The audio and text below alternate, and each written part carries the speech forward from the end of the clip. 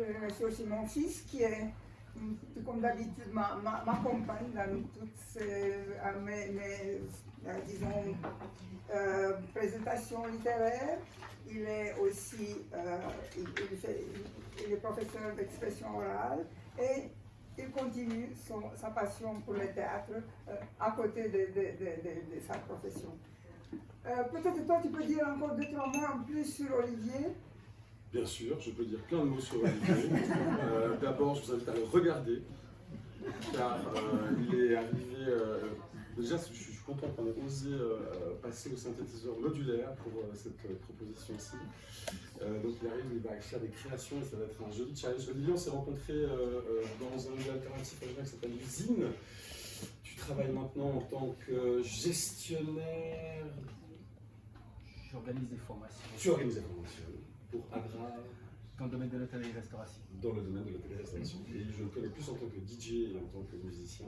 Il m'a accompagné sur la seule création que j'ai pu faire dans le cadre de ma formation à la manufacture, où je lui avais donné beaucoup d'input. Et comme d'habitude, j'aime bien lui mettre quelques contraintes. Et il faut savoir que les morceaux qu'il crée durent en général entre une demi-heure et 1 heure. Et que la contrainte, c'est que les 3 interventions qu'il va nous faire sont de l'ordre de 4 minutes, quelque chose comme ça. Avec des transitions qui n'ont bien sûr pas été travaillées, donc ce sera vraiment, il y aura des regards qui vont s'échanger, quelque chose de soi. Qu'est-ce qui manque au tableau? C'est déjà bien. C'est déjà bien, en fait. Ok, merci beaucoup. Marc Agron, il y a une légende urbaine qui dit que tu es venu en Suisse à l'âge de 19 ans et que tu as aimé cet endroit apparemment et tu es resté. Mais tu peux nous dire un peu plus qu'est-ce qui t'a fait partir de Zagreb, de Croatie, et si tu as encore des contacts avec ces lieux? Bonsoir à tous, bonsoir à tous. J'espère que je n'oublie personne. Je ne suis pas une légende urbaine, donc oui, je suis arrivé en Suisse à 20 ans, garder les enfants d'un oncle de mon père qui vivait à Lausanne, et le hasard a voulu qu'après 3 mois de babysitting, je revienne une année après, alors que j'étais étudiant, pour de nouveau garder les enfants, mais finalement il s'est trouvé que je suis allé un peu comme ça, me balader dans les bistrots, notamment à Nantes. C'est toujours parce que je rencontre des gens que j'ai rencontrés à 40 ans, pas jeune aujourd'hui. J'ai rencontré une personne qui finalement m'a convaincu que ça serait agréable de venir faire des études en Suisse plutôt que de continuer à Zagreb. Et puis j'abrège, n'est-ce pas, parce qu'il y aura de la musique, il y a des choses plus intéressantes que ce que j'ai à vous dire. Non. Mais disons, on est là pour t'écouter. C'est pas une légende urbaine, c'est une nuit toute, disons, le hasard a voulu, la providence, que moi je revienne l'été d'après. Et non pas parce que je ne suis plus, je n'étais pas un réfugié politique ou quoi que ce soit, j'avais des conditions de vie assez agréables dans ma maison à Zagreb. Et voilà, donc à la place de partir en Angleterre, qui était un peu mon rêve parce que j'avais une amie qui habitait là-bas, ma mère m'a littéralement mis dans le train pour que j'aille à Lausanne, parce que là vivait un garçon, un monsieur qui était un ancien employé de mon père, et qui avait 3 enfants que je suis venu garder, et qui étaient mes premiers professeurs de français, on va dire ça comme ça. Tu as appris le français, vous avez appris le français avec 3 enfants, voilà, la meilleure chose. C'était en fait, voilà, c'était un peu les débuts de la langue française, alors que pour le reste, j'employais l'anglais parce que c'était la langue que je connaissais bien. D'accord. Mais en français, tu as fait les études. Oui, après. Voilà, et puis ton français, il est absolument parfait. Oui. Et c'est vraiment une bonne implantation en Suisse. Aussi, d'après ce que je sais, tu es libraire, tu es galériste et écrivain. Comment coexistent ces activités? Alors, c'est comme quelqu'un qui a 3 maîtresses en fait. Parce que, il y a une espèce de concurrence entre la librairie, la galerie et l'écriture. Il y en a toujours une qui est perdante, évidemment, c'est toujours comme ça, il y a toujours des dégâts collatéraux, mais disons qu'elle prend pouvoir et puis il y en a d'autres qui, comme ça. Alors, bon, heureusement, c'est organisé par étage. Il y a une galerie à l'étage où travaille Michel, justement, qui s'occupe des tableaux, et moi je suis un peu, on va dire, assistant de galerie.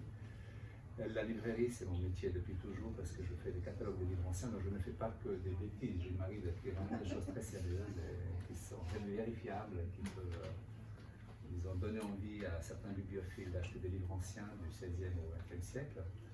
Donc je suis spécialiste de livres de voyage, essentiellement des livres du XVIIIe, un petit peu comme ça, du grec ancien jusqu'au XXe siècle. Et je fais des catalogues, environ 1 ou 2 catalogues par an, selon les arrivages, on va dire ça comme ça. Le reste du temps, ou plutôt l'inverse, j'écris tous les soirs depuis une trentaine d'années des livres, des nouvelles comme ça que j'envoie dans les revues et qui parfois sont acceptées, d'autres fois non, ou pas. Et voilà pourquoi ça s'inverse, parce qu'avec le temps, avec l'âge aussi, puisque voilà, la décennie commence avec 6, eh bien on a le droit de les réclamer comme ça, un peu de répit aux 2 autres maîtresses comme ça qui se disputent le pouvoir. Et là, un petit peu depuis 1 an ou 2, aux grandes dames de qui, je ne sais pas, peut-être de la librairie, on va dire ça comme ça, je m'occupe davantage, plus de temps à écrire, à publier, à éventuellement m'occuper de l'édition de poche ou des interventions, comme ce soir, ici à l'étranger, il faut aller à Lausannois. Venir à Genève, c'est quand même une aventure. Alors là, c'est des légendes urbaines, par contre, effectivement. Quand un Lausannois doit aller à Genève ou l'inverse, surtout l'inverse, je crois. C'est assez chaotique, je crois, non? Ouais. Un Genevois qui doit avoir une pièce de théâtre à Lausanne dit qu'il va le voir quand il vient de la Paris, c'est ça? Ouais. Non, je connais un peu Genève, Carouge, que j'aime beaucoup. C'est une ville, et aussi une ville d'Italiens, je crois, non? D'ouvriers, non? Ouais, peut-être. Je sais pas. Il y a un peu de tout, quoi. C'est ça que j'aimais à Genève. Ils n'ont pas gardé l'accent italien, ça je ne pense pas, non? Non? Voilà, donc, digression, quelle était votre question? Non, c'est bien. Moi, c'est ce que je voulais juste dire, juste pour ceux qui peuvent aller de temps en temps à Lausanne, je vous suggère d'aller visiter son super librairie Univers, qui est en bas, il y a la collection des livres anciens, et en haut, c'est une très très jolie galerie d'art. J'ai vu, tu as des tableaux vraiment superbes là-bas. Peut-être on va avoir le temps de parler un tout petit peu, si le temps nous le permet, un peu de tes considérations pour l'art contemporain qui sont marquées dans les livres, qui sont assez intéressantes. Voilà. Bon, alors, si je comprends bien, plutôt il y a une urgence d'écrire. Tu écris chaque jour. C'est quelque chose que tu as fait toujours. C'est quand même depuis le plus jeune âge. C'est quelque chose qui t'a toujours... Oui, en fait, j'ai tenu un journal comme diary, vraiment c'était un peu une habitude comme ça, des jeunes filles, des jeunes garçons tenaient le journal. Et quand j'étais soldat, vers 18 ans, j'avais fait un service militaire qui a duré 18 mois à la frontière italienne, autrefois à la Yougoslavie. Et là, j'ai vraiment commencé à écrire un peu des poèmes, des choses vraiment... Quand on les relit aujourd'hui, c'est vraiment pas terrible. C'est mélancolique, maniaco-dépressif, un peu comme ça. Il y a une certaine volonté d'aller en Occident, d'une vie. C'était du pseudo, tout ce que vous voulez, du Baudelaire, Alfred de Musset, genre. Donc ça a été toujours un peu l'écriture. Et dès le départ, en arrivant en Suisse, j'ai été assez prétentieux pour envoyer mes manuscrits très tôt aux éditeurs. Et évidemment que j'ai une très jolie collection de lettres de refus. J'ai placé comme c'est un petit classeur. Mais quand même. Et des plus prestigieux, évidemment, parce qu'on commence immédiatement à vouloir le Real Madrid. Oui, quand on bien est sûr. au lieu de commencer par Servette, quoique Servette. Pas si c'est Servette. Donc oui, l'écriture a été là, c'est un exercice comme ça. C'est vrai que aux jeunes gens qui me demandent de temps en temps, non pas les avis, parce que je ne suis pas un maître, mais ils disent souvent, je vais commencer à écrire quand j'aurai du temps. Je trouve que c'est une faute d'erreur. Hein. Ah oui. L'erreur, c'est de commencer à écrire une fois. Je crois qu'il faut commencer à écrire quand on a envie d'écrire et de relire éventuellement plus tard ou de revoir des textes. Dans mon cas, par exemple, j'ai publié mon 3e livre ou 4e. J'avais commencé à l'écrire quand j'avais 20 ans à peu près. Ah bon.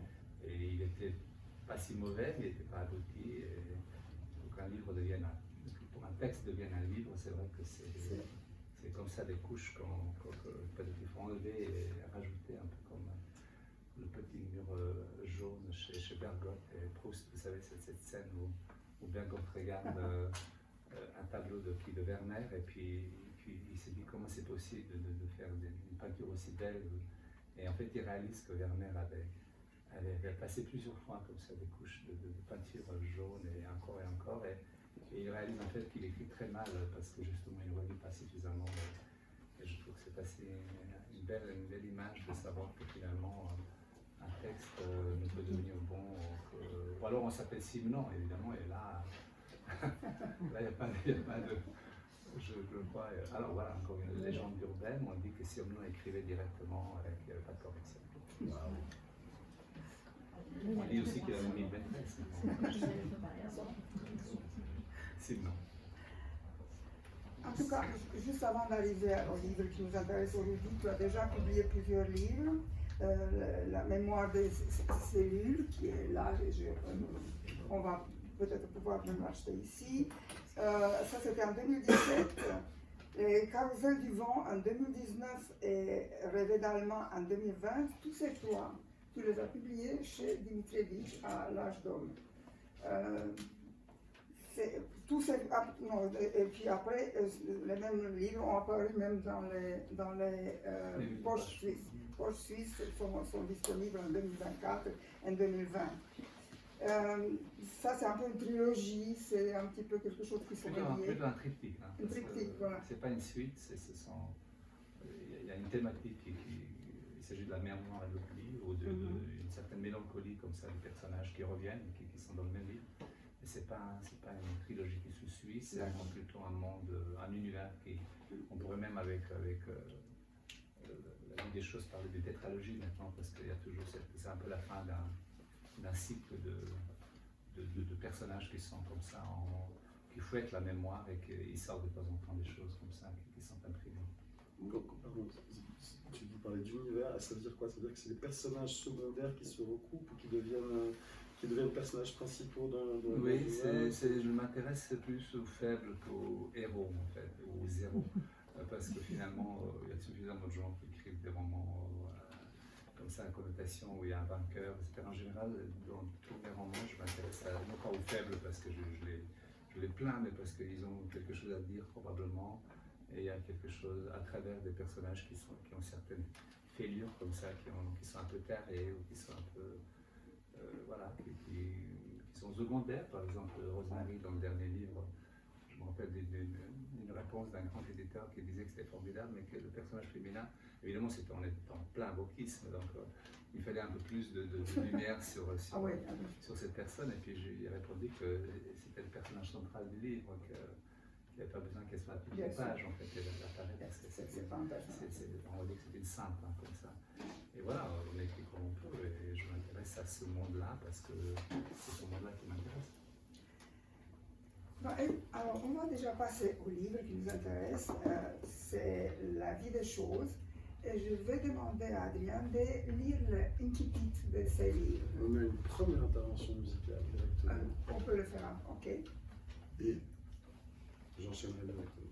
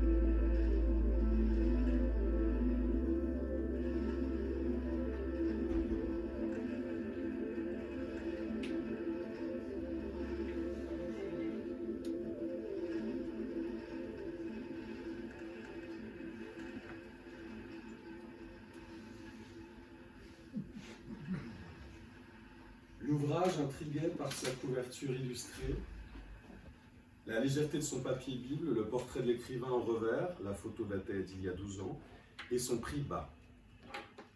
En dépit d'une énergique campagne de promotion, le roman était un échec. Ne pouvant l'écouler aussi facilement que prévu, l'éditeur l'avait d'abord soldé. Dans la boutique d'un hall de gare, il avait même été déposé à côté du rayon alimentation et bricolage et offert à l'achat d'un traité de cuisine moléculaire écrit par un chef étoilé, lui aussi en mal de lecteur. À la poste, où se vendent désormais fruits, légumes et livres, il était offert pour tout colis de plus de 20 kilos expédié à l'étranger. Habitué au succès, l'auteur vivait mal ce soudain désamour. Il se sentait incompris, injustement négligé et songeait à un changement de style. Certaines plumes illustres l'avaient fait avant lui, empruntant les voies tortueuses de la séduction, souvent lamentablement. Pour prouver combien la critique l'avait sous-estimé, il avait envoyé à un quotidien durant tout un trimestre une nouvelle par semaine, signée par l'anagramme d'un écrivain célèbre, si flagrant, Parcel Mroust. Mais cela n'avait pas suffi. Un aspirant journaliste avait alors rédigé un article dithyrambique analysant ces nouvelles selon les règles de l'exégèse universitaire, décortiquant le style, épluchant l'humour sémitique de l'auteur, croyant deviner les sous-entendus, les doubles sens. Sûr de son flair, le pigiste n'avait pas hésité à comparer Mroust à Björnstjerne Björnsson, prix Nobel de littérature. Même verbe narrative, ambiance faussement banale, drame sous-jacent à chaque page, réalité floutée d'un voile dentelé, narration irriguée d'une mélodie chimérique. Un écrivain est né, avait-il rédigé. Quelques semaines plus tard, le chroniqueur était relégué à la rédaction des avis mortuaires. Voilà, alors, comme vous avez compris, les romans commencent avec cet écrivain qui a eu 13 ans de grands succès de librairie et qui tout d'un coup produit un livre qui ne plaît pas, la critique les massacre et il est pas, ça ne se vend pas du tout. Et tout commence avec cette terrible souffrance qu'il a et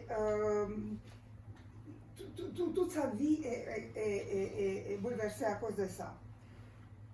Comme on fait d'habitude, je demandais à l'auteur, à Marc, de choisir des fragments qu'il veut lire dans le livre. Alors, les fragments qu'il a choisis vont exactement bien en ce moment. Alors, tu peux le lire? Oui. C'est ce que tu m'as dit. Le premier venu avait commencé à l'année, elle avait quitté la mère de ses enfants pour une femme de quelques années, son aînée. Je ne savais pas que je devrais dire, je n'ai pas la voix d'un comédien. À sa surprise, c'était l'âge de la nouvelle compagne qui avait le plus blessé son épouse, car il n'avait pas l'excuse de tous ces hommes qui cèdent à l'attrait de la jeunesse, chose habituelle pour certains qui se mettent à s'habiller comme des adolescents et dissimulant leur douleur articulaire à coups d'anti-inflammatoires. Sa femme s'était sentie humiliée, d'autant plus qu'elle trouvait la nouvelle conquête plutôt laide. Elle lui connaissait un goût marqué pour les femmes petites, plutôt intellectuelles. Celle-ci était sans doute une ancienne haltérophile ou une déménageuse professionnelle, disait-elle, la main posée sur le cœur. Où est-elle, la main sur le cœur? Disait-elle, je ne sais plus, je perdais la ligne. Elle lui connaissait un certain goût, celle-ci, voilà, des ménages professionnels. Et le cœur et les yeux tournés vers le ciel pris à témoin. Elle n'avait rien contre elle, elle aurait juste voulu qu'elle crève. Mais pour résister au charme féminin, il avait multiplié les aventures avec des partenaires toujours plus jeunes, obsédés par l'image de l'homme nouveau. Redevenu célibataire, il s'était perdu en route. Sa dernière conquête, celle qui s'était étonnée du tatouage Rosemary, dissimulée dans les poils de sa cuisse gauche, juste à côté d'un curieux grain de beauté en forme de cœur, l'avait quitté pour un videur rencontré dans une boîte de nuit.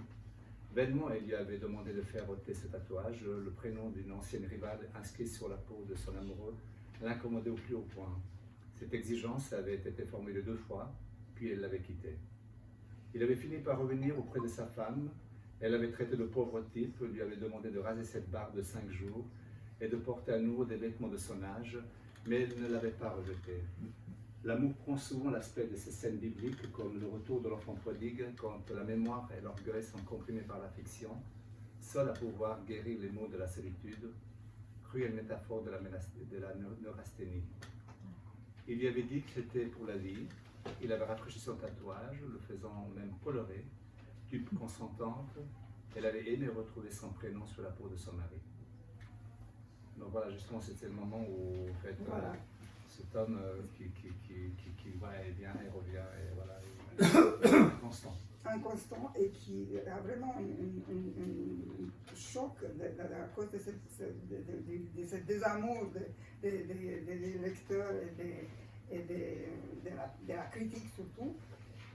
Alors il réagit, il souffre bien sûr, mais finalement il réagit dans un sens que je pourrais dire normal. Ça veut dire, qu'est-ce qu'il fait? Il s'enferme chez lui pendant longtemps, pendant quelques mois, et il écrit. Il écrit, et il arrive à écrire quelque chose qui est très, très différent de tout ce qu'il a écrit avant. Quelque chose qui est complètement nouveau, quelque chose de complètement spécial, quoique lui, là tu peux nous dire, lui il a l'impression qu'il fait que reparler un peu de choses qu'il a déjà dit, mais il a trouvé une autre forme de l'écrire. Donc effectivement, c'était un peu le hommage à Romain Gary, que vous connaissez tous, l'histoire de la vie des choses, non pas la vie des choses justement, la vie de Ronsard seulement. La vie de Ronsard, Romain Gary était très connu, très célèbre, il a eu une fois le prix Goncourt avec La Racine du ciel, et la critique commençait à dire qu'il commençait à vieillir, il avait 60 ans à son âge, et il voulait se moquer un peu de cette critique, et il a écrit la vie de Ronsard au nom de Romain Gary, d'Émile Ajar. Et en fait, c'était juste un clin d'œil à cela.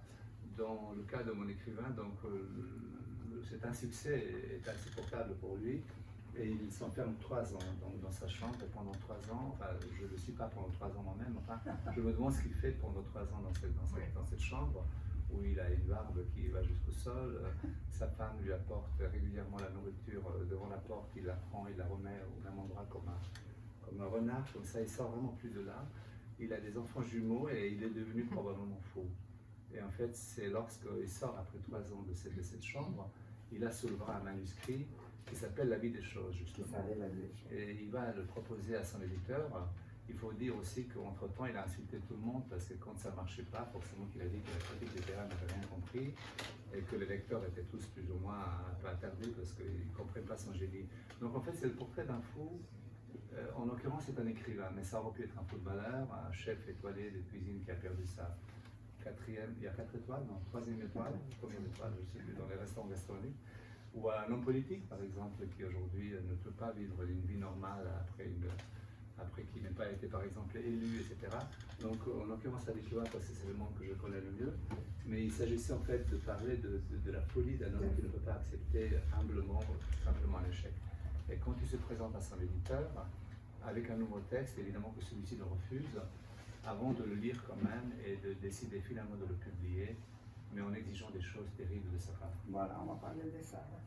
C'est exactement, ça veut dire qu'il écrit ça et puis il revient chez son éditeur. On va peut-être... on va pas, je sais pas si tu peux le lire. J'espère que c'est monsieur qui lira parce que pour le bien du public. Alors je te laisse lire. Soyons bienveillants. Page 52. Page 52-54. Instruction précise.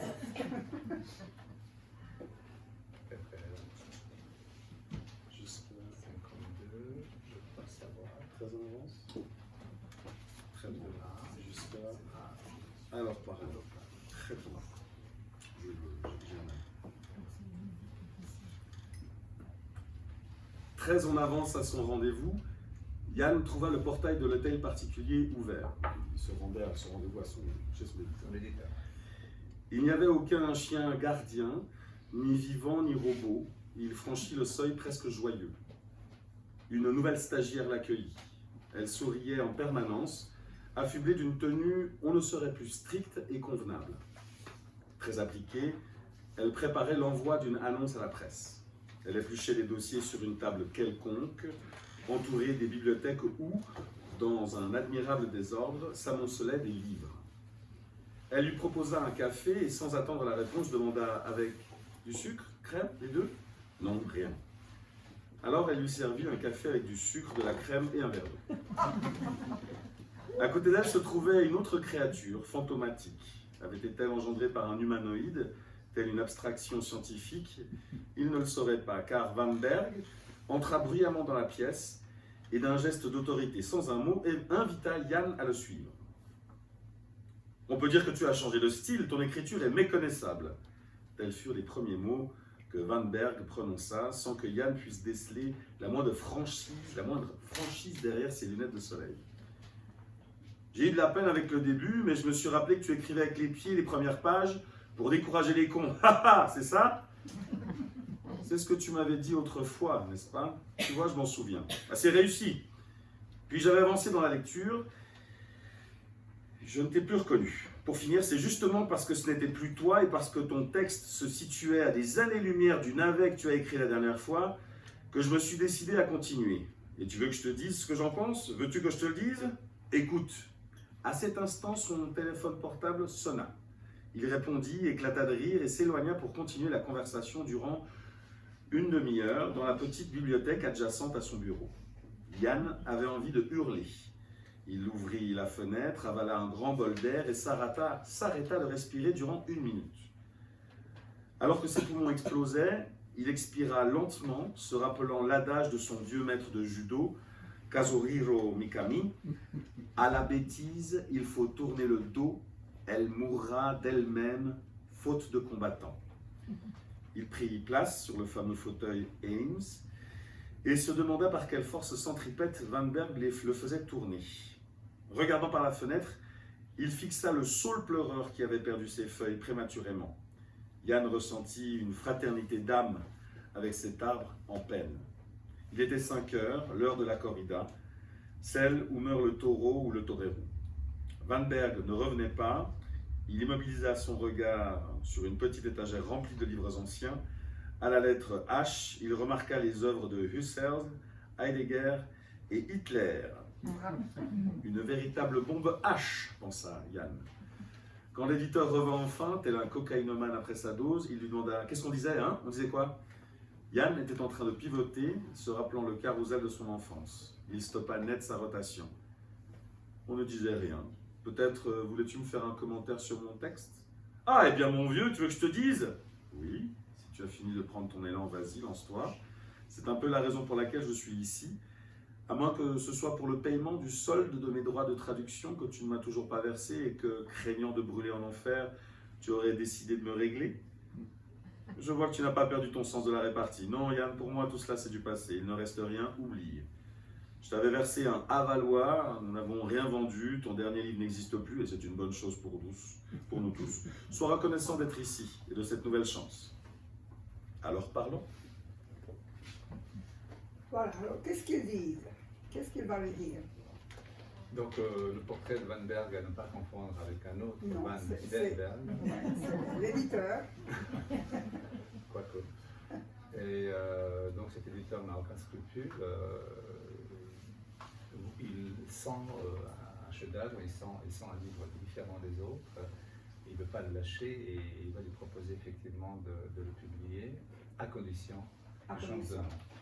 Voilà, ça c'est la chose, c'est la condition qu'il lui pose qui est terrible dans ça. Vraiment pour cet homme qui est si orgueilleux, si fier, et qui a vraiment besoin d'exister, d'aller dans les télévisions, enfin disons sur les plateaux télévisés, de se montrer, de pouvoir séduire tout son monde.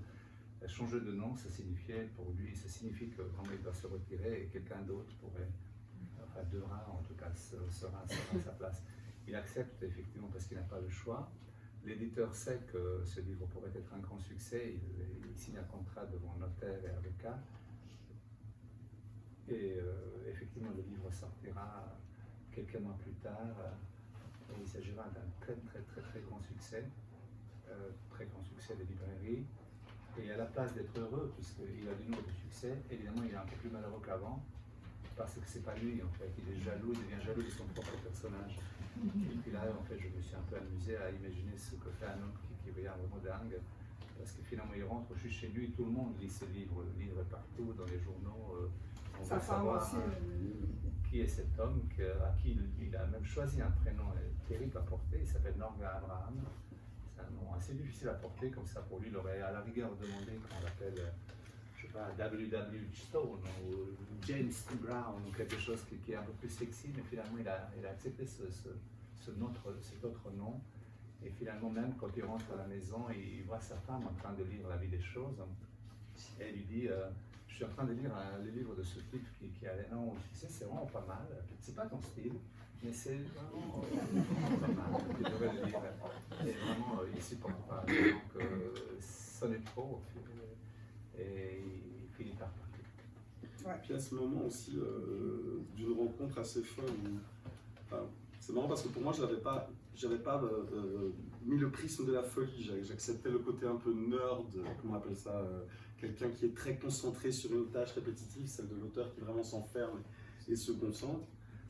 Mais il y a ce moment de rencontre à New York justement, quand il rencontre un libraire qui lui donne un retour et lui raconte sa propre histoire qui n'est pas la vraie. Puis il y a ce moment, ce dialogue-là que je me permets de lire, de rencontre sur le banc. Donc c'est la rencontre en fait, mon personnage disparaît, il préfère vivre ailleurs, il préfère vivre ailleurs, il va partir aux États-Unis où il va retrouver son vieil éditeur américain qui a publié tous ses livres avant, et il se balade incognito à New York, il vit de ses droits d'auteur, et il entre dans une librairie, et puis parce qu'il voit dans les bacs d'occasion ses propres livres, donc il s'appelle Jan Mendelek, et il bouquine et il va acheter ce livre.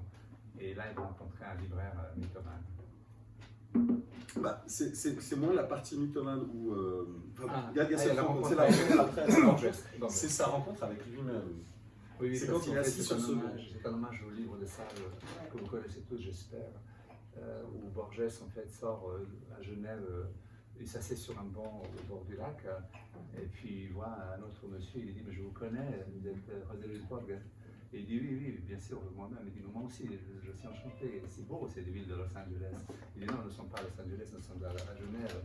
Et puis il y a cette dichotomie entre ce que vit lui dans les années 70 et 80 et des années 40 où il était professeur à l'université aux États-Unis. Puis en fait, c'est un dialogue entre stoïciens, si on veut, Thanatos, en fait, la vie et la mort entre deux personnages. En fait, mon personnage va d'abord rencontrer des libraires qui va lui dire qu'il a connu Jan Mendelek, mais que malheureusement il est mort. Donc il apprendra qu'il est mort par ce libraire américain, et dans des conditions terribles, de drogue, cocaïne, débauche absolue, etc. Parce que le libraire veut se rendre intéressant en fait. Moi je proposerais encore un extrait, et sur la fin, que je prends la voix sur la fin, comme on en avait parlé il y a des semaines, puisque ce set est prêt depuis des semaines. Des mois. Des mois. Merci.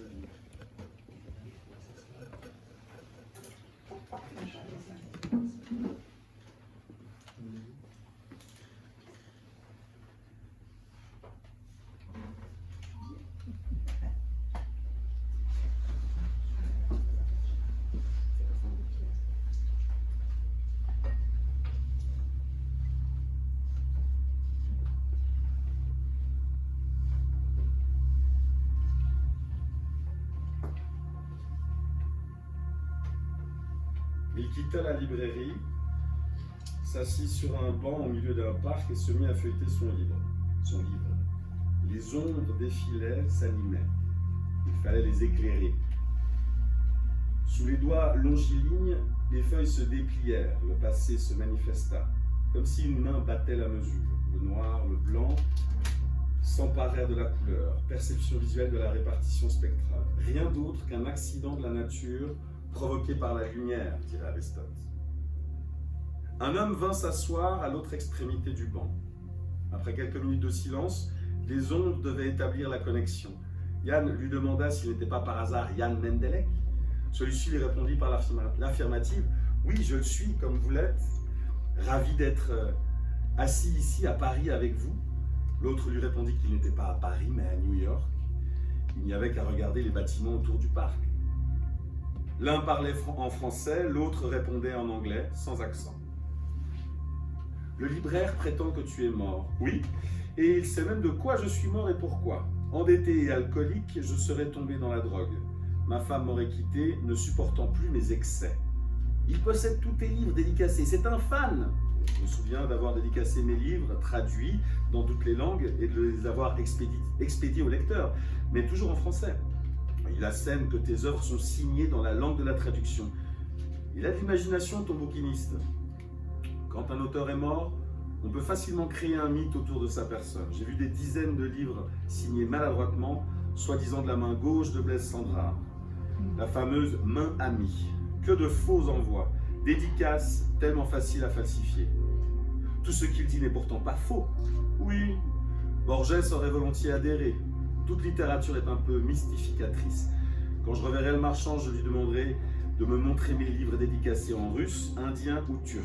Je suis curieux de voir comment j'ai pu écrire dans ces langues. Ne sois pas méchant, laisse-le vivre. Tu as raison. Je ne lui dirai rien. Rosemary ne te manque pas? Si. N'est-il pas cruel de la laisser croire qu'elle est veuve depuis si longtemps? Je n'ai plus le choix. Ton égoïsme me déplaît.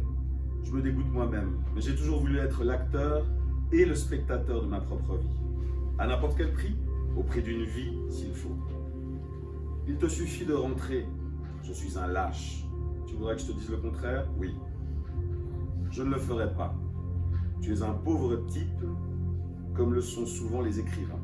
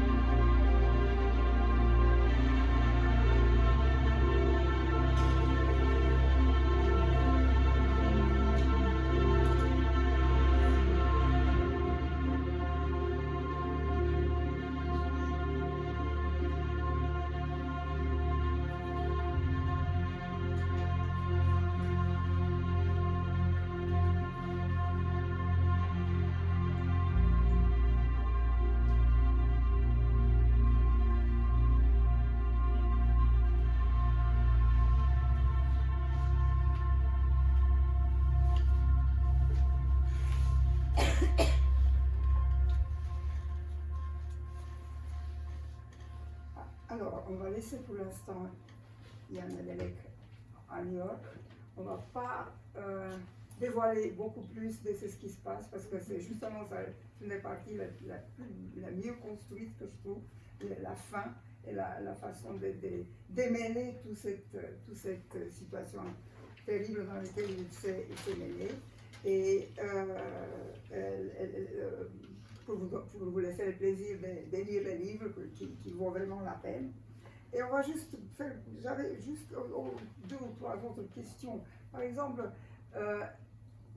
quelles sont, parce que la relation ici entre l'écrivain et l'éditeur est très difficile. Est-ce que tu as une expérience de ça ou est-ce que tu l'as inventé complètement? Alors, non, je n'ai pas de relation difficile avec les éditeurs. Non.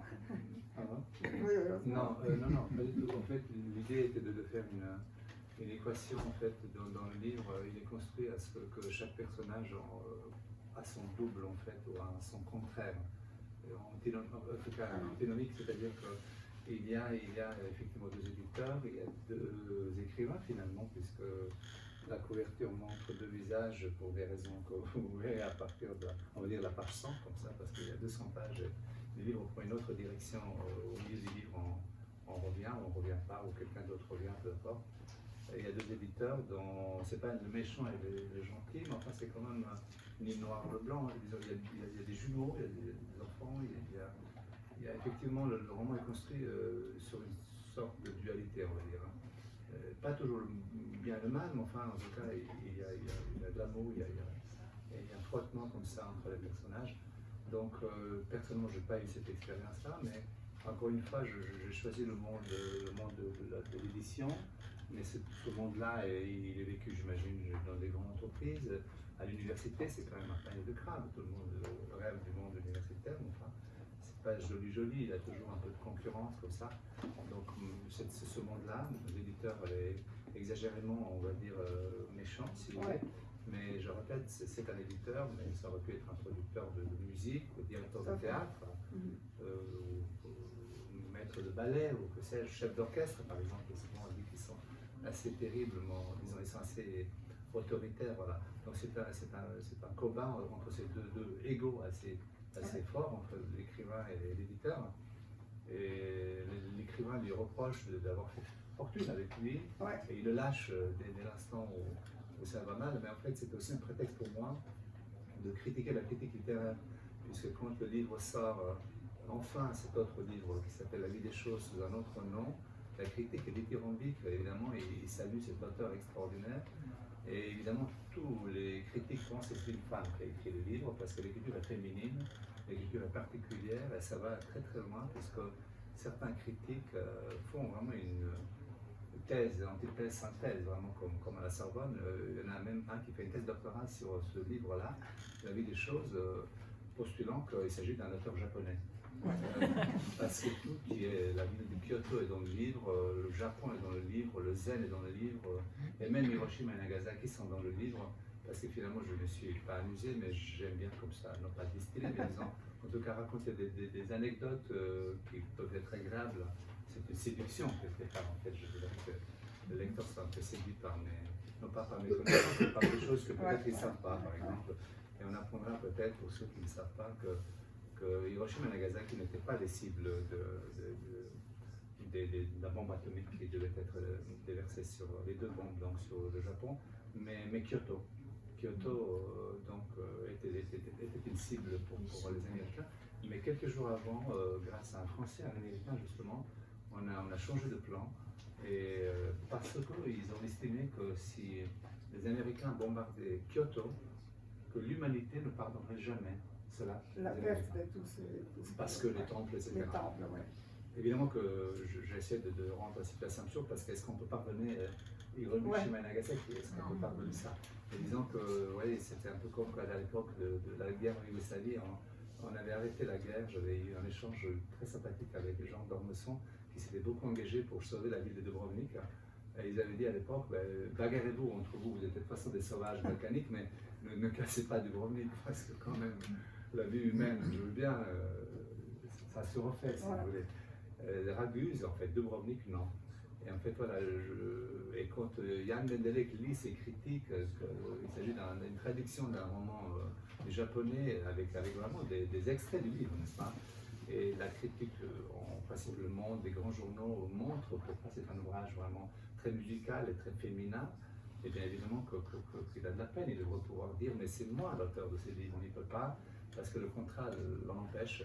Et puis c'est là que je parle un peu de folie, et qui augmente de plus en plus, et la seule manière d'échapper à cette chose-là, c'est de partir du nouveau lâchement, puisque finalement, sa femme croira pendant 10 ans qu'elle est venue. Et les enfants croiront aussi que leur père est mort. Mais il y a la façon dont ce livre est écrit, on aimerait bien savoir comment il a écrit, parce qu'il est fait d'une façon si spéciale. Mais vous parlez par exemple, par instant, qu'au fait les personnages sont des objets. Et ces objets qui bougent. Parce qu'en fait, en fait l'idée de la vie des choses, c'était comme Jan Mendelek voulait écrire un livre où il n'y a pas de personnage vivant. Chaque objet a des attributs humains. Une lampe, l'œil, le cœur, le poumon, disons vraiment, il y a une anatomie humaine qu'on retrouve dans le livre. Et de temps en temps, on a des extraits de cet ouvrage-là. C'est aussi une symphonie, c'est aussi Tannhäuser, c'est aussi le Ring de Wagner. C'est-à-dire, il y a beaucoup de choses dans ce livre que les gens, en fait, à un moment donné, cet écrivain, quand il reviendra, il sera invité par son principal sponsor dans un restaurant gastronomique. J'ouvre une parenthèse, donc j'aime beaucoup que dans tous mes romans, il y ait une exposition d'art contemporain que j'appelle l'art contemporain en général, parce que c'est souvent des poubelles des choses où il faut davantage lire que regarder. Et puis j'aime bien aussi dans tous mes romans qu'il y ait une scène de roman, non pas de roman, d'un repas gastronomique. Et en général, ça tourne au désastre. Parce que voilà, mon personnage est un peu un provocateur et son sponsor l'invite au restaurant gastronomique et évidemment la scène disons plutôt comique, parce que j'estime qu'on ne peut dire des choses graves que à travers la farce, à travers la satire, justement un peu, disons, Bourgeois Gentilhomme ou beaucoup d'autres livres, tous les livres de Kundera sont des livres très graves finalement, et on peut dire des choses graves, critiquer la société qui est la nôtre, dont je suis, disons, un des nombres. Et voilà, j'aime beaucoup distiller comme ça des scènes cocasses et un peu ridicules. Et la critique littéraire qui est gentille avec moi, parce que moi j'ai beaucoup de chance avec tous les journaux, les médias sont gentils avec moi, mais enfin c'est une fiction quand même. Vraiment, je ne suis pas le personnage principal, Dieu merci, parce que ça serait une catastrophe. Oui, parce que je sais qu'on a. Madame Bovary, c'est pas moi. Voilà, donc il s'agit vraiment d'une œuvre littéraire absolument. Et évidemment que chaque personnage m'est très cher et il y a un bout de ma chair probablement dans chacun de ces personnages. Mais il y a des écrivains célèbres ici et même, je pense qu'il y a ce mensonge toujours des écrivains qui disent qu'ils n'écrivent pas sur eux-mêmes, c'est pas égocentré. Je pense que c'est pas possible. On ne peut écrire des choses, forcément qu'on se donne un petit peu de soi-même, et pour le bien, pour le mal. En fait. Est-ce qu'on pourrait parler maintenant la partie de l'art contemporain? Absolument. Alors je disais l'art contemporain pour la collection, c'est-à-dire que le Mémoire des cellules se passe entièrement à la Biennale de Venise, à partir d'une œuvre vraiment qui existe, de Pamela Rosenkrantz, et que nous étions en train de visiter, mais on ne la trouvait pas parce que tellement elle était abstraite. Et ça m'avait donné envie de lire un roman qui est finalement devenu un livre assez connu et plusieurs fois réédité. Et dans ce livre-là, j'ai été assez fâché, mais enfin outré par cette banane scotchée au mur. Vous savez, cette banane de Maurizio Cattelan, qui a été vendue 140 000 $ et qui récemment vient d'être vendue à 6 millions de dollars dans une vente aux enchères. Et évidemment qu'il faudra pouvoir crier et dire quelque chose par rapport à cette œuvre dont tout le monde a parlé. Et en tant que romancier, je me dis la seule façon pour moi, c'est de tuer ce bonhomme, quoi, en fait. Et dans un roman, c'est possible. Donc Cattelan, vraiment il s'appelle Maurizio Cattelan dans le livre. Et je m'arrange à ce qu'en fait, il soit mort. Et les galeristes, qui sont des gens aussi d'une corporation particulière, parce que souvent sans scrupule, vont proposer à la famille d'acheter le cadavre de Cattelan. Pour en faire un bronze tiré à 5 exemplaires. Et vendre évidemment aussi le plâtre qui a servi au tirage de bronze. Et également dans une pièce à part pour les maniaco-dépressifs, vraiment alors milliardaires d'un certain niveau. Le cadavre lui-même est en vente aussi, mais et le prix évidemment sur demande. Je pense qu'on va lire la scène où un couple très très riche est en train de se décider d'acheter le cadavre éventuellement, qui est évidemment trompé dans du formol, parce qu'on a vu ça chez Damien Hirst, on a vu ça chez beaucoup d'autres artistes. Donc c'est aussi une parabole comme ça de la société qui n'est pas, c'est même pas de la fiction en fait, parce que vraiment ça existe vraiment. Quand on achète la banane de scotch au mur par exemple, ou bien un pigeon qui fait des caca comme ça, qui fait des dessins sur une feuille, c'est aussi acheté par la fondation Guggenheim. Donc voilà, je pensais que c'était sympathique de dire à M. Catella ce que je pense, non pas de lui, mais enfin de l'art contemporain, parce qu'il dit qu'il est un garçon intelligent. Le galeriste était en train de conclure un contrat de vente avec un milliardaire maniaco-dépressif.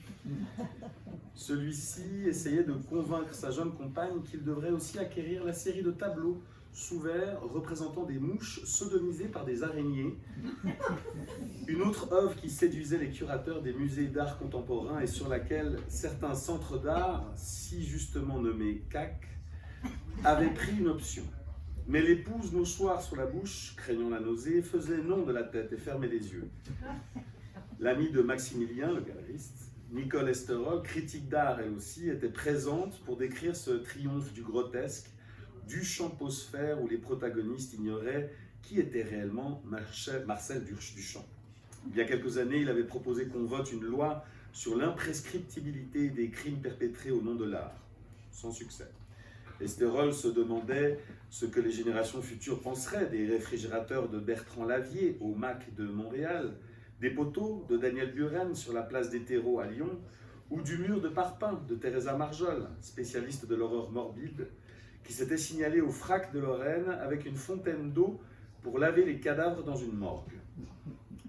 Les amateurs d'art de demain ne manqueraient pas de se demander quel était le code de lecture de cette époque et au nom de quel ahurissant progressisme artistique on pouvait commettre de telles atrocités. Moi j'ai envie d'enchaîner sur la suite. Soudain quelqu'un cria « Il a bougé !» Stupéfaction dans la galerie, silence de mort. Une dame, verre de champagne à la main, gauche, feuilleté de saumon fumé dans la droite, mâchoire bloquée, tétanisée, chuchotait, n'osant plus lever la tête. « Il a bougé, je l'ai vu, il a bougé. » Pardon de Catalan. Son mari lui demanda de cesser de boire. Elle ne supportait pas l'alcool.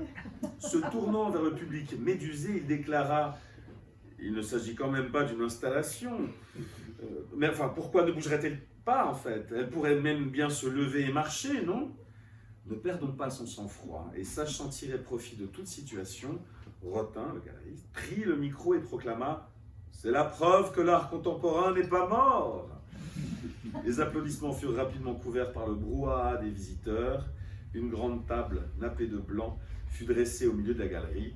Un chef étoilé déboula avec sa brigade pour servir le repas aux invités. Oui, c'est justement, c'est très bien lu. Hein. Ouais. Pourquoi des fois les textes sont meilleurs que Sont l'original, bien. si c'est lu par un bon. Merci. Oui, donc c'était aussi du nouveau un peu le grotesque, c'est-à-dire qu'ils vont manger bien sûr là, ils sont invités comme ça, ils sont triés sur le volet et ils vont manger parmi ces cadavres. Pour moi, c'est une façon justement de parler de cet art contemporain qui devient. En fait, c'est plus choquant, c'est plus scandaleux, c'est indécent. Et en fait, c'est pas indécent de payer oui, on peut acheter aujourd'hui des privés pour 60 millions, etc. Donc, il ne s'agit pas d'être contre l'art contemporain, parce que contemporain veut bien dire contempo, c'est-à-dire avec le temps, d'aujourd'hui, c'est-à-dire qu'il faut bien qu'on soit, il faut bien faire des installations, des provocations. Mais là où ça devient grave, c'est que finalement, ça prend une place énorme par rapport à d'autres artistes qui pourraient éventuellement aussi s'exprimer différemment. Et la presse s'intéresse énormément. Vous voyez, l'art basé, j'aime beaucoup, j'y vais chaque année, c'est un côté masochiste de ma part. Mais disons qu'on parle essentiellement d'argent. Et si on prend l'exemple de Bernard, non pas Bernard, mais il s'appelle pas comment, Pinault. Bernard? Ah oui. Non, pas Bernard. Je ne sais plus quel est son prénom. Oui, bon, je ne sais plus lequel. Pinault, voilà. On Pinault est appelle un Pinault garçon et que Arnaud. tout le monde aime, parce qu'il y a Palazzo Grassi, il y a Bourse de Paris maintenant, il y a aussi la douane de mer, c'est des œuvres absolument extraordinaires, c'est un tout grand bonhomme au niveau de l'art contemporain, mais c'est vrai qu'il est aussi propriétaire de Christie's, et c'est vrai, quand il achète une œuvre d'art, la valeur est multipliée par 10 ou par 100 au fil des ans, parce qu'il est énormément moins cher dans sa propre maison d'édition, il surenchérit et ainsi de suite, et finalement ça ne se passe jamais la tête parce que c'est cette chose-là.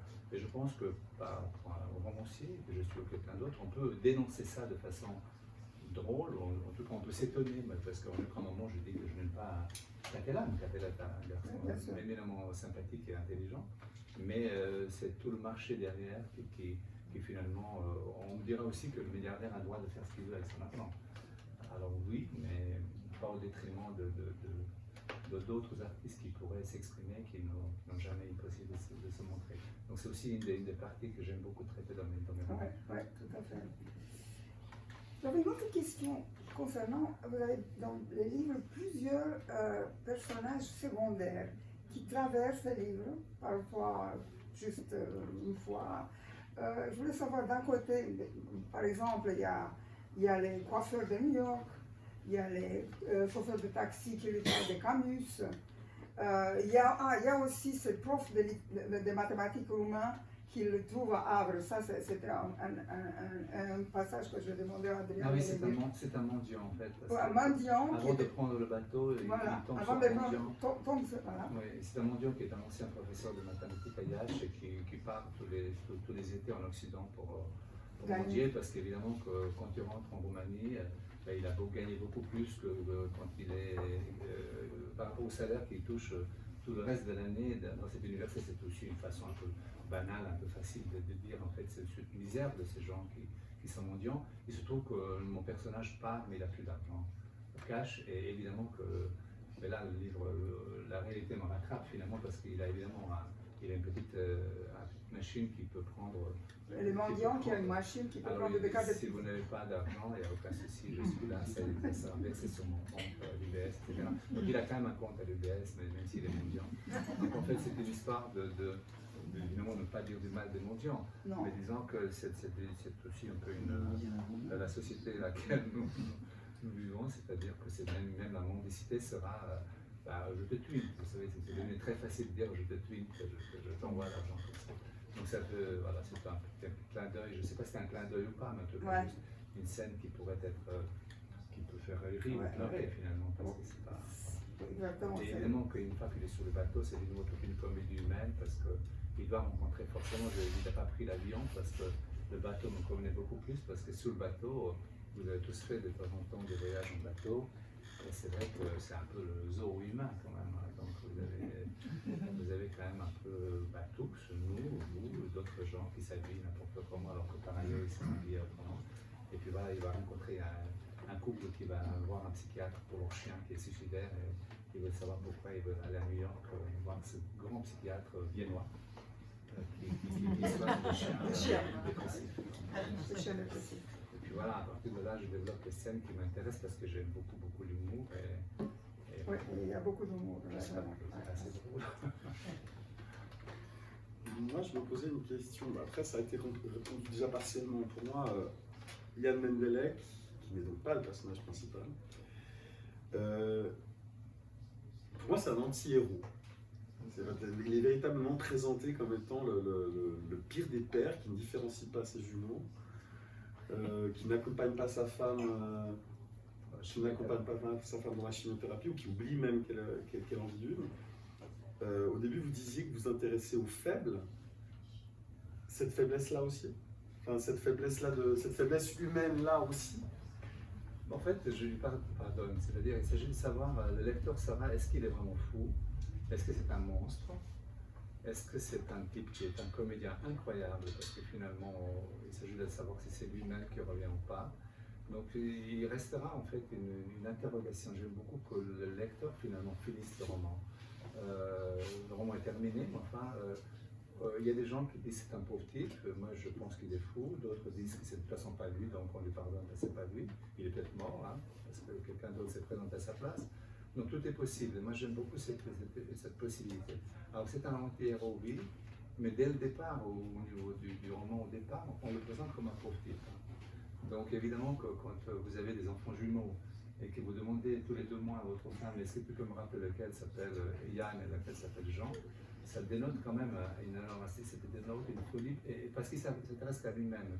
Et elle lui rappelle avec une grande tristesse dans la voix, écoute, c'est pour la dernière fois que je te dis, Yann, c'est celui qui boite. Et là, il n'avait même pas remarqué l'un des deux qui boitait, parce qu'en fait, il s'intéresse qu'à lui-même. C'est une parade, c'est une image où on veut montrer à quel point ce type est monstrueux.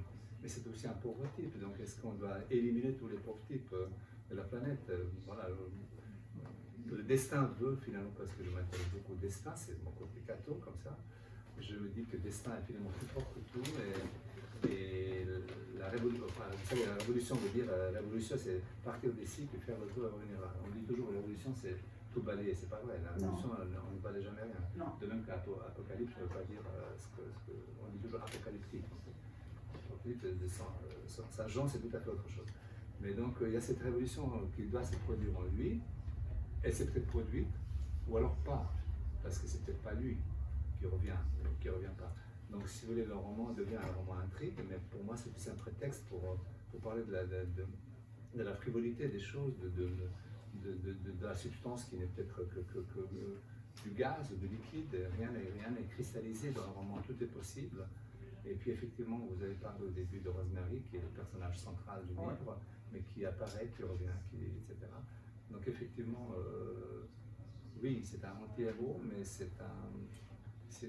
tous les personnages sont finalement assez liés et tous les personnages ont des caractéristiques, des attributs monstrueux ou bons, mais finalement il n'y a pas de mauvaises personnes. C'est un peu comme, vous savez, quand Jésus est arrêté, enfin il est amené chez Pilate, il l'interroge et il est très fatigué parce qu'il a mal à la tête, il a son chien à côté, il en a marre. C'est très bien écrit dans Maître et Marguerite de Bulgakov, c'est un chef-d'œuvre absolu des 100 premières pages. Et quand Jésus est arrêté et amené, il n'a pas envie de le condamner. Et il lui dit qu'est-ce que tu veux, qu'est-ce que tu as fait comme crime, etc. Et l'autre l'appelle hégémone, donc hégémone en grec pour dire l'homme tout-puissant. Il n'y a pas de mauvaises gens sur la terre. Et là, c'est juste, il est stupéfié, il a envie de prendre immédiatement, il dit comment tu peux dire ça? Moi, le premier, je suis mauvais. Et il dit non, il n'y a pas de mauvais gens sur la terre. Et puis en fait, toute cette condamnation de Pilate, qui ne veut pas le condamner, mais on sait que finalement la juive ne peut pas le condamner, et il sera pendu avec les deux autres, eh bien, j'estime moi-même, comme ça, à peu près dans tous les romans, qu'il n'y a pas de mauvaise personne dans ce roman finalement. Même Jan Mendelek, même Van der Berg n'est pas une mauvaise personne, c'est un pauvre type. Puis les pauvres types, vous savez, je ne vais pas parler de la politique d'aujourd'hui, mais des pauvres types, qu'est-ce qu'on fait avec les pauvres types? Un peu comme disait mon maître de judo, effectivement, à la folie, il faut tourner le dos et elle mourra à la faute de combattant. Donc il faudrait avoir devenir un peu zen, un peu comme ça. Je crois qu'on pourrait continuer encore longtemps, mais peut-être vous avez aussi des questions, on est avec le temps, vous avez... Alors, j'ai pas lu votre roman, mais je vois de côté qu'il offre certaines similitudes effectivement avec la situation, avec la biographie de Romain Gary. Il y a beaucoup de raisons au suicide de Romain Gary, notamment une perte d'énergie sexuelle, comme pour Hemingway. Mais on peut assez facilement émettre l'hypothèse que parmi toutes ces raisons, figure celle aussi qui consiste à mettre fin à cette situation très frustrante pour lui, qui voit son double littéraire, Émile Ajar, obtenir la reconnaissance du milieu universitaire que lui-même n'a jamais obtenu. C'est-à-dire que Romain Gary était gaulliste et un écrivain de droite dans les années 60-70, n'avait absolument aucune chance d'être adoubé par les milieux universitaires. Je me demandais si votre romancier a aussi cette idée du suicide, l'affleure-t-il aussi pour mettre fin ou pour surmonter sa frustration? Alors, il y a une comparaison qui est intéressante parce qu'en fait, Romain Gary est devenu malheureux quand c'est lui à qui il a demandé de jouer le rôle. Il s'appelle Paul Pavlovitch, c'était son neveu, un très beau garçon, une trentaine d'années, et à qui il a dit, vous avez sans doute vu, il est allé à l'apostrophe, donc il a dit, tu diras que tu es Émile Ajar. Paul Pavlovitch est allé à la télévision, il a dit, je suis Émile Ajar. Or, le garçon est un beau garçon et évidemment beaucoup de succès. Romain Gary, à ce moment-là, ressent qu'il n'a plus, donc il vit avec Jean Seberg, et il disait que le jour où j'aurais plus la possibilité de séduire une femme, je préfère me suicider, il avait dit ça. Mais il faut dire que Paul Pavlovitch a un petit peu accéléré la situation. D'ailleurs, il y a le W d'Émile Ajar, il y a le livre qui s'appelle Pseudo, et puis il raconte son suicide d'ailleurs dans un petit livre chez Gallimard. Donc, lorsque ce Paul Pavlovitch devient très très connu, Romain Gary l'appelle et lui dit maintenant tu arrêtes. Maintenant tu arrêtes, je t'ai demandé de dire juste que tu es Émile Ajar et c'est tout. Je trouve que c'est difficile d'arrêter parce que là, de nouveau, la gloire, la célébrité, et il commet même l'erreur d'écrire un livre. Et c'est quand même pas Romain Gary. Donc, si vous voulez, il y a effectivement, je le rejoins là-dessus, et moi, il y avait un grand hommage pour moi, parce que Romain Gary, effectivement, c'est aussi un personnage qui s'appelle pas Romain Gary, il s'appelle Romain Katchev, il est juif de Lituanie, donc il y a un peu de... Je m'intéresse beaucoup à cette histoire de judéo-christianisme, etc. Et c'est pas pour rien que je voulais effectivement faire un reproche. Mais la controverse s'arrête là. Et là où vous avez raison, c'est effectivement quand il devient jaloux de son propre personnage, eh bien effectivement, on peut le qualifier c'est une pathologie, donc comme une autre. Et quand il va voir un psychiatre, un chirurgien à New York, pour lui demander de changer de visage, la première chose que le chirurgien lui demande, il dit non, mais vous devez aller voir un psychiatre. Vous ne devez pas venir voir un chirurgien. Donc effectivement, c'est aussi, évidemment que le chirurgien est un alcoolique qui ne peut pas faire des opérations s'il n'a pas bu un litre de whisky avant, parce que sinon il tremble, en fait, il tremble à l'envers, en fait, il tremble seulement s'il ne boit pas. Et quand il boit, il est vraiment très calme, là ça part comme ça. Donc c'est de nouveau un peu un clin d'œil ou une critique à certains alcoolos comme ça qui sont dans des fonctions importantes.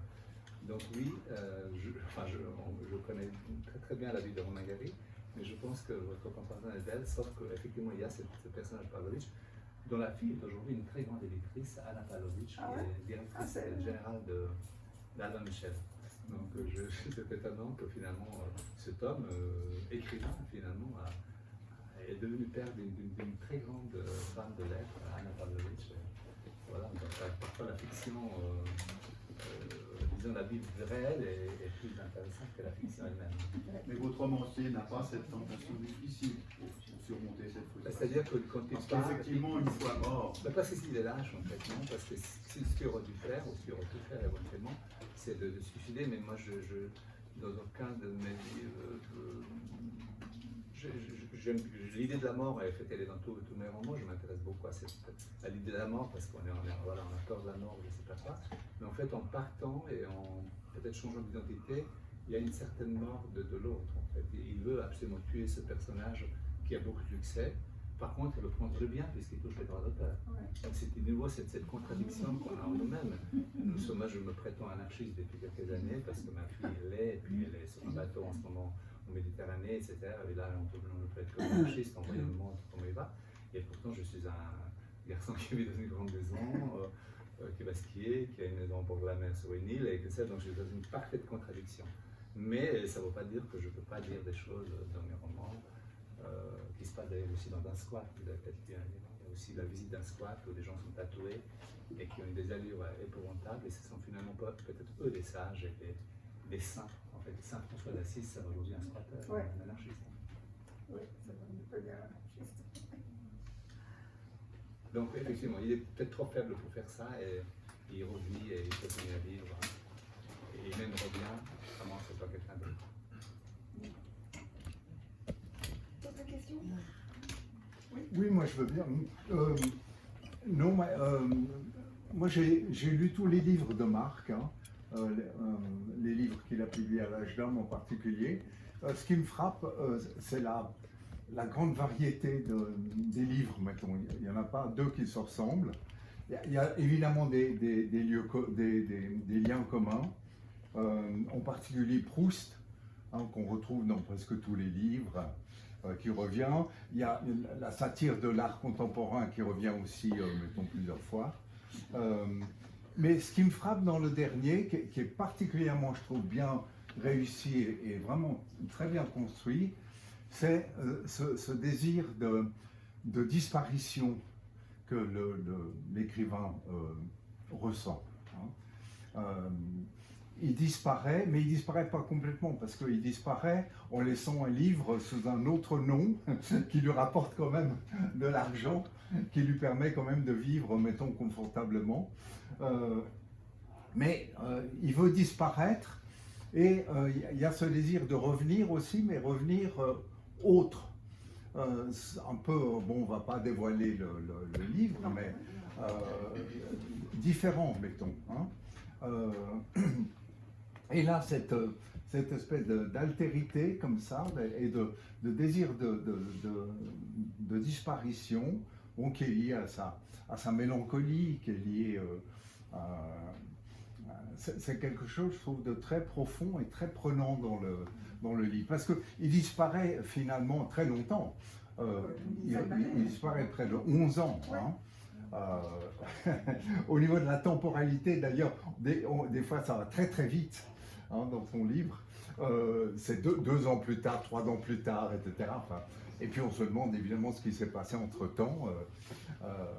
Et il disparaît très longtemps pour revenir autre, d'une certaine manière. Mais pour revenir quand même. Ou pas? Ouais. Celle qui parle. En fait, oui, ça ne gâchera pas la lecture, mais disons que quand il s'appelle Jan Mendelek, c'est pour ça qu'Azer Rosemary joue un rôle important dans le livre. Dans tous les livres, et je l'ai fait moi-même, donc, hein, on fait un clin d'œil à quelqu'un qu'on aime ou quelqu'un qu'on connaît. Dans ce livre-là, il y a à peu près toute ma rue qui est là, le coiffeur est là, le médecin est là, ils sont tous plus ou moins reconnus, certains me disent mais c'est insulte, enfin gentiment. Donc je trouve qu'on peut, en tant que romancier, de faire des clins d'œil. Dans la fiction, qui est une double fiction, c'est-à-dire que Jan Mendelek, quand il était écrivain à succès, Rosemary était dans tous les livres. Chaque fois, il s'est débrouillé pour lui dire quelque chose qu'elle seule pouvait comprendre. C'est très intéressant, c'est-à-dire si je veux vous faire un message de mon prochain roman, vous êtes la seule à le savoir, parce que je sais quelque chose sur vous, je suis le seul à savoir, parce que nous avons eu une relation, que sais-je. Dans ce livre-là, effectivement, ça ne gâche pas la lecture. La vie des choses dans la fiction a 9 chapitres, et ce sont les lettres de Rosemary, donc R-O-S-E-M-A-R-Y, et tous les chapitres commencent par les premières lettres du nom de Rosemary. Rosemary, en lisant ce livre de ce bonhomme, découvre ça. Et c'est là qu'en fait, il y a cette chose qui est un peu folle, parce qu'effectivement, quand vous dites Jean-Michel, c'est qu'effectivement, même dans ce livre-là, il a réussi à dire « Salut Rosemary », puisque dans ce livre, il y a 9 chapitres, et elle, grande lectrice de son mari, s'est dit comment est-il possible que ce livre, écrit par quelqu'un d'autre, il y a quand même mon nom. Et lorsque ce personnage revient à moi que ce soit quelqu'un d'autre, je m'insiste beaucoup là-dessus, elle lui dit, mais ne me dites pas que vous avez connu mon mari, puisque je suis dans votre livre. Et l'autre le nie. Il le nie pourquoi? Parce que les hommes sont quand même beaucoup plus lâches que les femmes. Je veux dire, et là, ça n'a rien à voir avec l'ambiance où on a envie de dire des choses bien, etc. Mais c'est vrai que je l'ai remarqué, à partir personnellement, on a cette tendance à être davantage lâche lorsqu'il faut avouer quelque chose, lorsqu'il faut se rendre à l'évidence de quelque chose. Et là, ce personnage nie vraiment l'évidence. Alors qu'il lui montre le livre en disant « Je suis de votre livre ». Techniquement, pourquoi? Et vous verrez. Le plus drôle, j'ai trouvé, à propos de ça, vers la fin, quand un de ses fils, celui qui reste encore en vie, il dit que lui-même s'est reconnu dans le livre, dans un des armoires. Il avait exactement les caractéristiques de cette armoire. Et là, il s'est reconnu. Ouais, c'est-à-dire que comme la vie des choses n'est pas d'être vivant, on pourrait se reconnaître. On pourrait se reconnaître dans les objets qui ont des caractéristiques qui sont les mêmes que certaines personnes. Ouais, voilà, c'est semé comme ça, il y a des petites graines comme ça, qu'on sème autour du roman, qui ont l'air tout à fait sans intérêt, et qui finalement ont de l'intérêt à la fin, je suppose. Et c'est pas un roman policier. Je crois que c'est un thriller. C'est un thriller. C'est un thriller, bien sûr. Est-ce qu'il y a d'autres questions? Oui. Alors moi je voulais dire d'abord que j'ai vraiment beaucoup aimé ton livre, que je trouve qu'on n'arrive pas à le lâcher une fois qu'on commence. C'est vrai que je suis une grande amatrice de romans policiers, alors je trouve que c'est plus riche en fait qu'un roman policier, parce qu'il y a tout un aspect lié à la vie de la société, à ce qu'on rencontre maintenant. Et je me demande en fait sur quel thème tu travailles maintenant, parce que comme tu dis que tu écris tous les jours, j'imagine que... Alors là, vous savez que je suis un garçon très riche, puisque je vais vivre dans un château pendant 1 mois. Château de la Vigny, dans une résidence d'écriture qui est allée avec le prix des lecteurs de la ville de Lausanne. Et là, je vais pouvoir finir ce roman qui a commencé il y a déjà donc il s'agira d'une histoire de deux garçons qui sont jumeaux monozygotes. Donc le livre, il a déjà son titre, vous voyez, il s'appelle Monozygote. Ça sera un livre qui se passe à Rome, dans une famille décadente, un peu à la manière de Baron Perché, vous savez, ce fabuleux livre d'Italo Calvino. En fait, ça se passera à Rome, dans une très grande propriété qui boite comme ça, qui va gentiment presque tomber en ruine. Mais les parents ne le réalisent pas et ils ont deux garçons qui ont 25 ans. L'un a choisi de devenir moine franciscain, c'est-à-dire non pas moine, frère mineur franciscain, et l'autre est un squatteur anarchiste. Et ils se ressemblent absolument, mais sont identiques jusqu'au grain du beauté. Et ces deux garçons, en fait, s'aiment beaucoup, s'écrivent. Ça se passe dans les années 80 parce qu'il ne faut pas qu'il y ait le téléphone portable, parce que sinon, ça ne serait pas crédible. Ils doivent s'écrire des lettres. Et en fait, l'un part, ils ont fait des études classiques tous les deux. Les parents sont complètement pris de la plaque, mais ils ont encore suffisamment de fortune pour entretenir avoir ce train de vie extraordinaire avec des serviteurs et des gens comme ça. Et puis ces deux garçons, évidemment, sont différemment aimés par leurs parents parce que la mère et les parents aiment beaucoup le frère mineur, qui est la fierté de la famille, parce qu'il y a eu des papes dans la famille, évidemment, de père en fils. Hein, parce que ça, c'est un peu une petite critique du catholicisme, parce que je m'intéresse beaucoup au catholicisme. Et en fait, Oui, voilà, ces deux garçons vivent totalement différents, mais s'aiment beaucoup.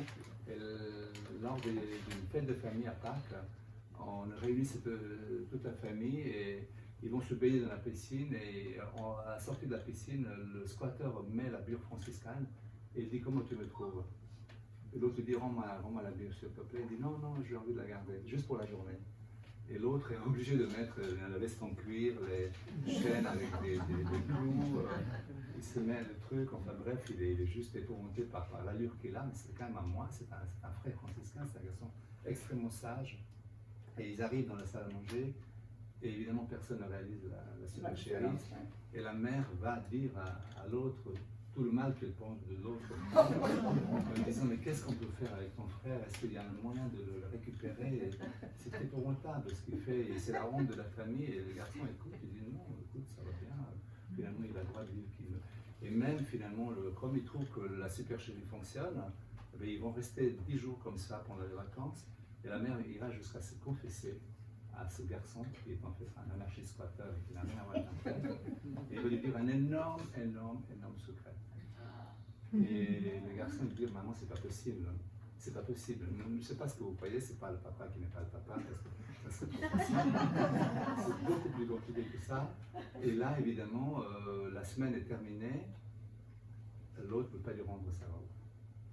Il veut rester. Et il dit, je pars, j'ai envie de voir comment ça se passe dans un couvent franciscain. Et le moine n'a pas le frère mineur n'a pas le choix, il va rejoindre un squat. Et là, en fait, je vais suivre la vie de ce garçon qui va vivre de nouveau une question d'identité, la vie de son frère, et l'autre va s'adapter. Évidemment, comme il a fait du grec et du latin, il va s'adapter un peu, il connaît un peu différent. Il est en train de travailler sur un saint Thomas d'Aquin qui est un concurrent des franciscains, parce que c'est un dominicain. Et puis lui, il va déjà jouer la guitare électrique alors qu'il est un violoniste extraordinaire. Et puis les deux vont bluffer un peu tout ce monde. Et est-ce qu'en fait le postulat sera, est-ce que la vie fait le moine? Et en fait, on va découvrir petit à petit que finalement, dans un squat, et là évidemment je parle de quelque chose que je connais très très bien, parce que ma fille est une anarchiste assez connue et elle ouvre des squats comme ça. Et en fait, il y a une fraternité, il y a une philosophie, il y a des conférences, il y a une imprimerie, il y a même disons, il y a des médecins qui viennent guérir, soigner les gens. Et dans un couvent franciscain, il y a l'internet, il y a des femmes qui arrivent de temps en temps le week-end, des garçons se changent parce qu'ils vont faire du shopping, etc. Et puis il y aura des gens comme ça, il y aura un scribe qui est des romans policiers, et puis il y aura d'autres gens comme ça. Et évidemment, il y aura un personnage central qui sera le juif errant. Le juif errant, c'est le seul qui vit dans un squat et qui voit tout ça et qui sait tout ça. Et en fait, c'était une parabole en fait, on inverse complètement les valeurs des rôles, et puis c'est un livre de quoi assez bon. Non, mais disons, ah bon, mais disons, je vais en fait, ces garçons ne voudront plus jamais en fait reprendre leur rôle, probablement. Mais les parents continueront à croire que les deux sont. En fait, les deux deviendront des gens qui s'occupent des. Ben je parle beaucoup de François d'Assise parce que justement, je pars du principe que François d'Assise était un marginal. Hein. C'est un garçon qui était de grande famille, hein, n'est-ce pas, Bernardone et Giovanni, qui a changé de nom, François, parce que son père était un marchand de terre en France, et pour l'amour de la France, et il a appelé Francesco. Et finalement, en fait, on admire beaucoup François d'Assise. Aujourd'hui, c'est vraiment un saint qui fait unanimité, on va dire. Hein. Mais si on le voyait dans la rue aujourd'hui, on lui dirait que c'est qui est sale, qui est mendiant, etc. Et évidemment que lui-même, s'il revient aujourd'hui, il verrait que ce que devenu l'Église, en fait, pleine d'or, etc. Donc voilà, il y aura toutes ces thématiques, en fait, qui sera abordées. Et voilà, j'espère que c'est pas mal. Comme vous voyez, ah oui, une autre question, vite. Juste curiosité pathologique. Pathologique. Quand tu écris, quel est le premier lecteur ou la première lectrice? S'il y a. C'est Rosemary, en fait. Parce qu'en fait, dans le livre, Rosemary a toujours été la première lectrice de ce bonhomme épouvantable. Et moi, j'espère ne pas être un bonhomme épouvantable, mais c'est vrai que voilà, je fais lire mes livres à environ 7 ou 8 personnes, toujours les mêmes.